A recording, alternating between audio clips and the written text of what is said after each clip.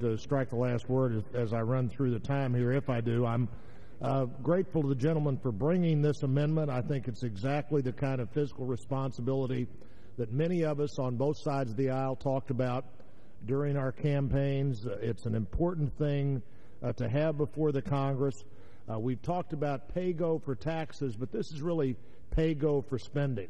This is trying to reprioritize the spending of the federal government, to look at spending we're doing now as the first way to pay for spending we should be doing in the future. I haven't heard anything in the debate today that doesn't suggest that we need to move forward with the bill that the chairman's brought to the floor, that the committee's brought to the floor, that there's a lot of interest in amending this bill in ways that make it better, but there's no real discussion that the underlying bill doesn't do the kinds of things we need to be looking for as we move toward energy independence. Millions and billions of dollars, however, are authorized with no real requirement for fiscal discipline. And one of the votes we've taken this year in the early bills, the 6-for-06, the implementation of the 9/11 Commission, when we finally, weeks after the vote, got the cost estimate of the vote, the cost estimate was an estimate of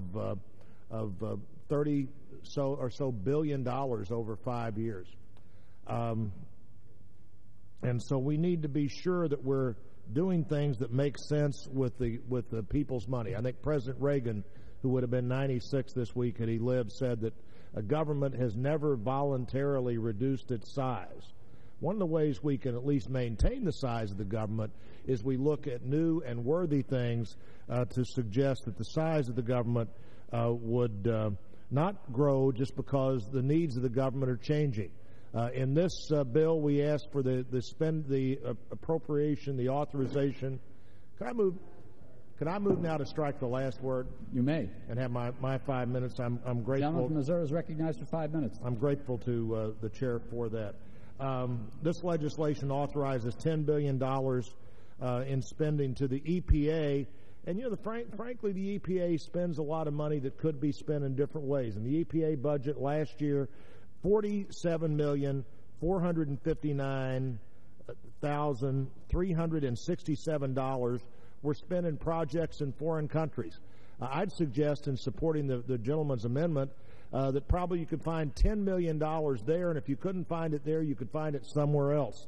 Currently, the EPA has paid for things that establish a coal bed methane clearinghouse in the People's Republic of China, or developing and producing a television documentary in China, in Chinese, on mercury pollution, or improving environmental monitoring quality and capacity in the Ukraine.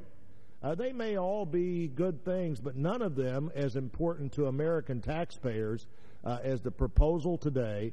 And this proposal would allow this bill to move forward, but require the EPA to find the $10 million for this new program by evaluating the value to the American people and the American taxpayer of their old program. I think the money that is there to do this can be found elsewhere. I particularly am grateful to the gentleman from Illinois, Mr. Roscom, for bringing this to the floor. It's one of our first opportunities to talk about pay-go for spending.